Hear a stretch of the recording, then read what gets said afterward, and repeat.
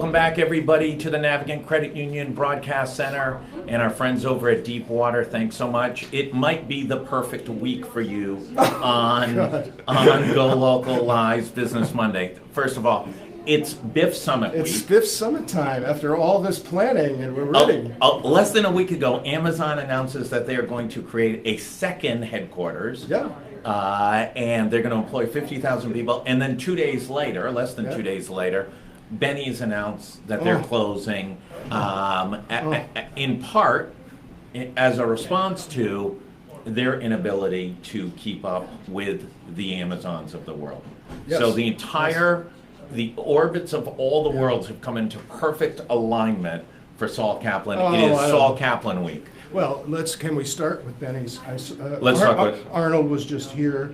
I don't know if you know this, but this is personal for me and my family. We go way back. My wife, her father, who's now deceased, spent his entire career, one employer, Benny's, rose from working in a store to a store manager to the home office as a buyer, ultimately was the head of purchasing.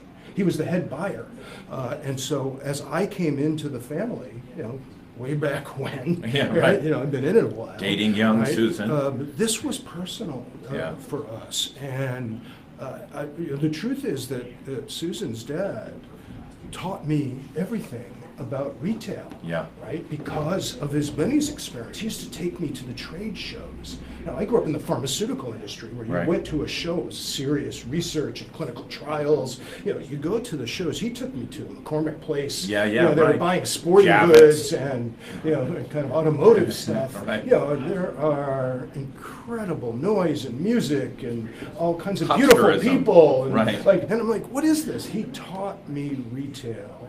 And here's a local retailer that actually survived the big box wars. I mean, look, they stood longer than Kmart or Sears in Rhode Island. Right. And so they beat back the disruption of big box. I think the disruption of digital and online shopping and Amazon was too much. Was too much for them as a small family-owned retailer. These things don't exist around the rest of the country anymore. But for every Rhode Islander, not just for me because it's close to our family, but every Rhode Islander, this is personal.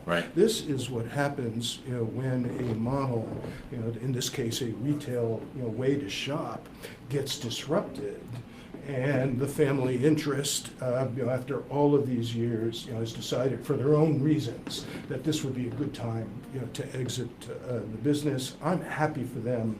Congratulations to the Brombergs for what they did over all these years, and I wish Arnold and the whole company a lot of luck. Now, on the flip side, the people that are going to be displaced and what we need to do with them is the responsibility of us, our state, our leaders, and we can talk about that. And of course, we can talk about Amazon, and what that means this week as well. I mean, it's the ultimate juxtaposition for Rhode Islanders. One, here's this massive opportunity of 50,000 high-paid jobs, probably the most disruptive economic development opportunity since Samuel Slater got off the boat in New York and headed up to Rhode Island, and against it is this iconic, beloved Dell's Lemonade type of experience that everybo's had, but also, admittedly, it was hard for them to keep up, to fight off Lowe's and they would have had to have made very significant investments into the business. They would have had to experiment with new models much sooner. And it's one thing to be critical of a big, large national chain, to not make those investments and get out ahead and allow themselves to be disrupted. It's a whole other thing when you have 31 stores and you're supplied by one distribution center. And I don't know how much computer technology they put in there because I haven't looked recently, but I sure remember the days with Susan Susan's Dad, where this was a business run on intuition, because Index cards. I know you're going to need fishing lures because this is the kind of fish that you catch, and I don't need a computer to tell me that. I actually know that, and you can't scale a big business like that. Right. It doesn't work that way. Driven by index cards, as I like Right. to say. Yeah. Exactly. No, absolutely. And even, I got to tell you, I don't think it was until the last 2 years.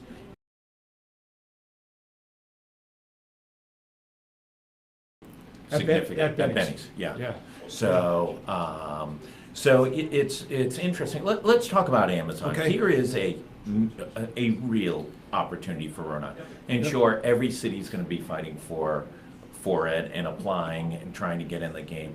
But it's actually, and I'm not one for pie in the sky, but Rhode Island actually has a couple decent arguments. I think Rhode Island has a lot of really good arguments, and I'm hoping that we're getting better and better, not just about having the guts to make the pitch, Yeah. but to actually have compelling arguments that we can make. I'm going to take, like I normally do, Yeah. a little bit different track here.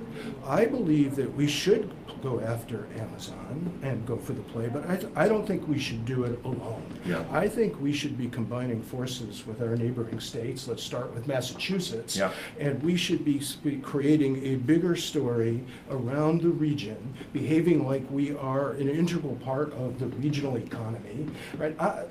You could try to make the case that we could pitch that we have the capacity to add 50,000 folks, right? Our entire workforce is 500,000. 500. That's 10% of our workforce, and we all know that the skills necessary to work for Amazon and the headquarters are not the same skills necessary to take entry-level work. Absolutely. In a retailer. I believe our pitch would be much stronger if we combined our forces with Massachusetts. I think Massachusetts cards would be stronger. I think they could make a regional play, and we could have a piece of that deal, one that we could accommodate. So here's my pushback on that. What's in it for Charlie Baker? Charlie Baker can say, hey, listen, I can do Boston and Worcester. Worcester's pretty hot right now. It's getting some building. WPI is growing. I can go Boston WPI, and I own the MBTA, and I can win that. I'll tell you what's in it for Massachusetts to do this. What's in it for Massachusetts is, they don't have a slam dunk pitch relative to other places either. They have a good story. They've had recent success with the GE headquarters, but GE ain't bringing 50,000 people up there. No, either. and that's been delayed Right. half of the. So I think development's been Charlie delayed. Baker would do well to take a different path and to tell a regional story. And then let's not discount the fact that our governor is a national figure. And what does Jeff Bezos really want? To increase his footprint. Why is he doing this in the first place? Right. He's doing it to increase his positioning, down in Washington, to have more surface area around the conversation, more state houses, that are with him.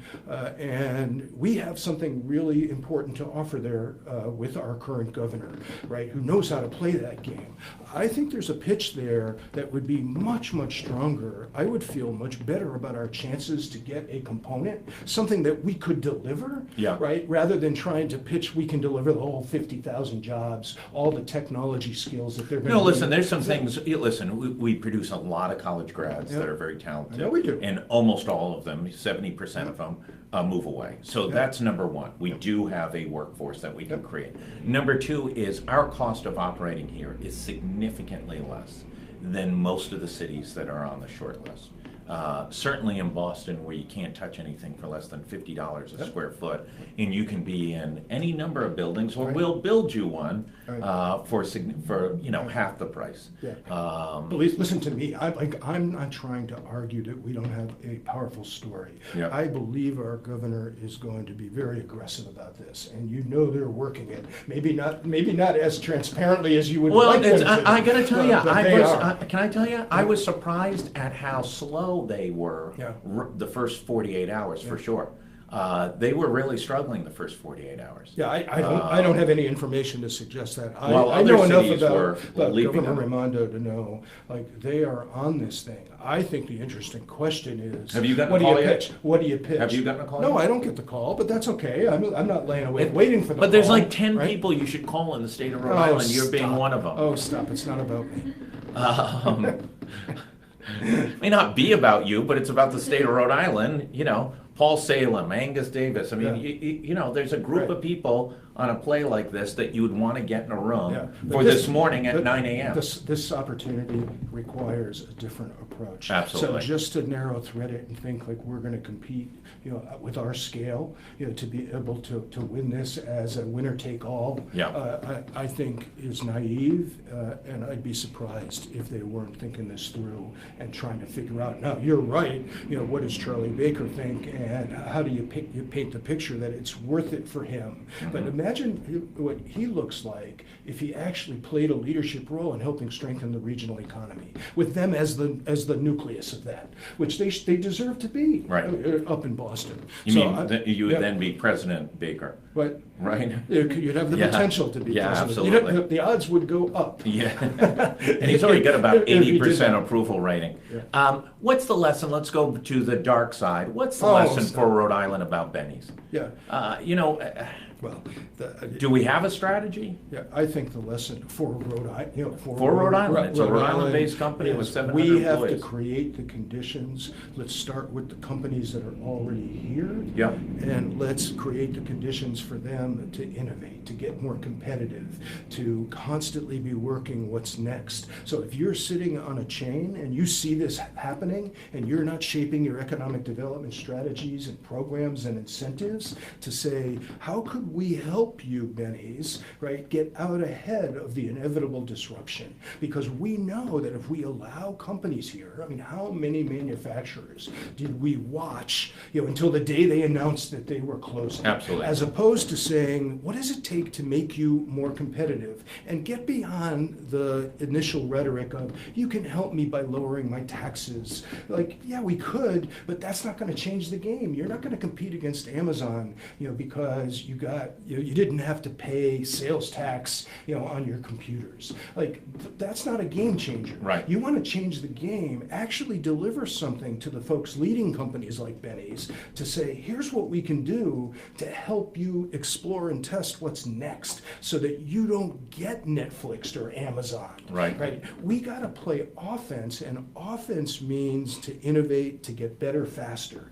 And so I saw so many companies when I ran economic development, you know, that if they worked harder on innovation, now it was tricky because they didn't expect the state to have that conversation. They wanted me to come in with goodies, right? Like, here's the incentive, or here's the program that will offset, you know, 2 cents, you know, on your operating costs. Right. And I came in, you know, smart ass, you know, I came in, you know, it's why nobody liked me there, right? I came in and said, wait a minute, what we should be doing is creating the conditions for you to innovate, right? To be out in front of this. And what could we as a state deliver to that? That's what we should be more focused on.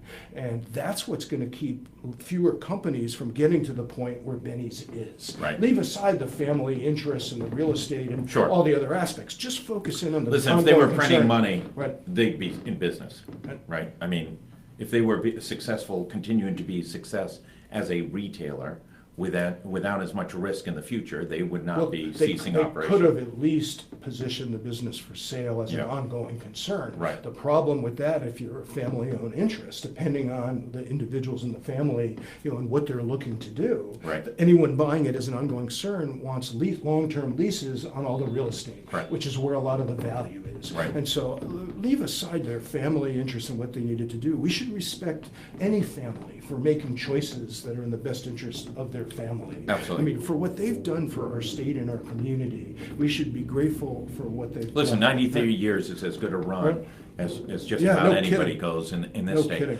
Let's hit on, we're less Oh than my 48 hours away, 36 hours, something Yeah. like that, Wednesday morning at Yeah. 7:30 in the morning. Yeah.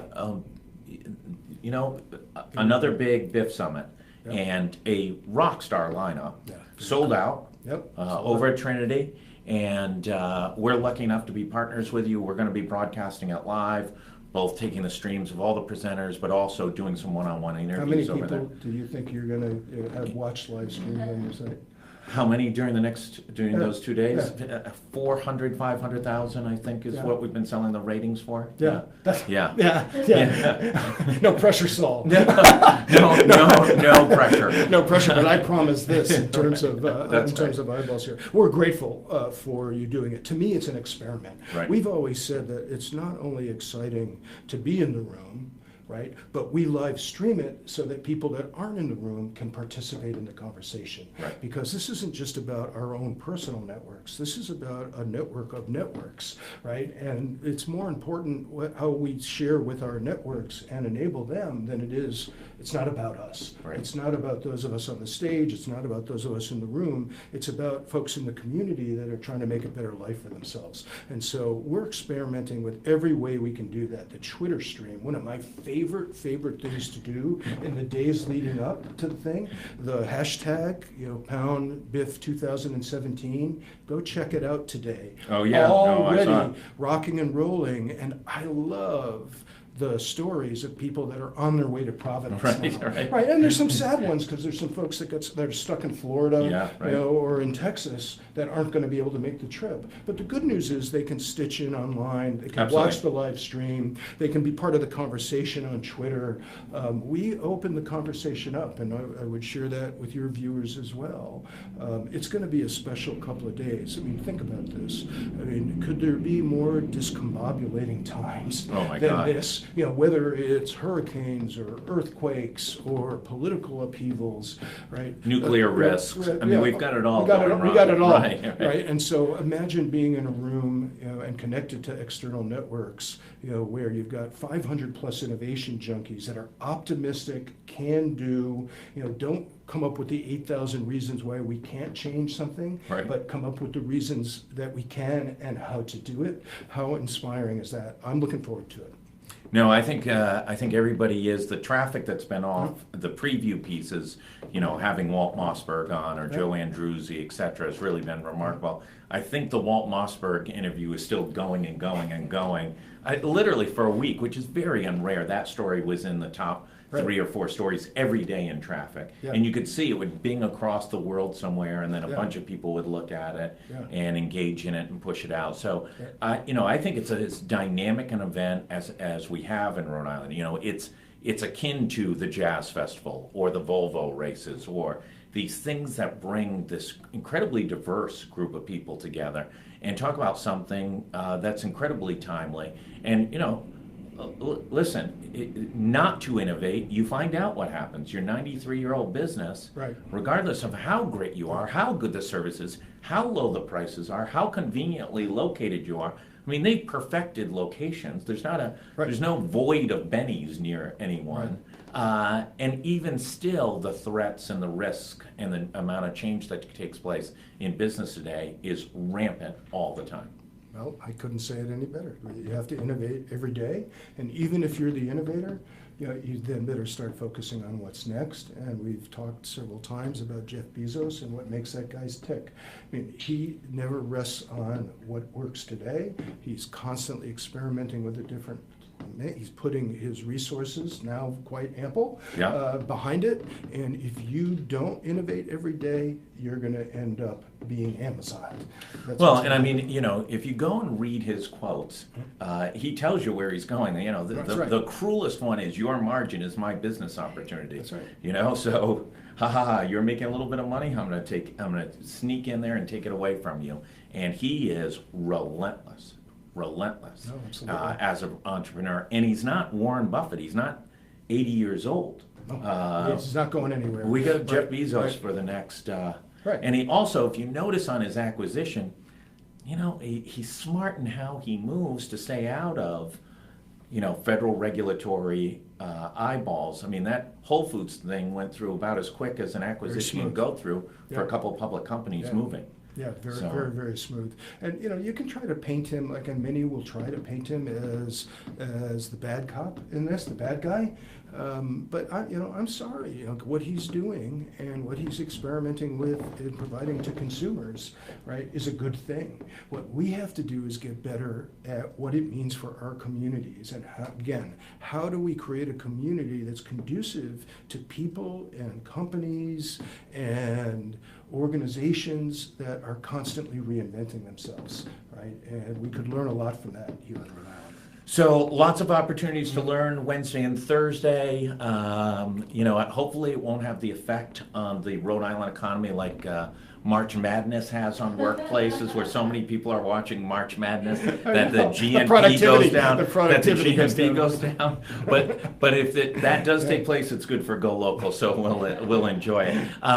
Thanks as always, Mr. Innovation, Saul Kaplan. A rock and roll day today on. I think we've absolutely covered everything from banking to retailing to the state's economy to Amazon to across the board, and to really one of the most important meetings that takes place in Rhode Island, the BIF Summit, which we will be streaming live both Wednesday and Thursday from tip-off to the closing bell both days.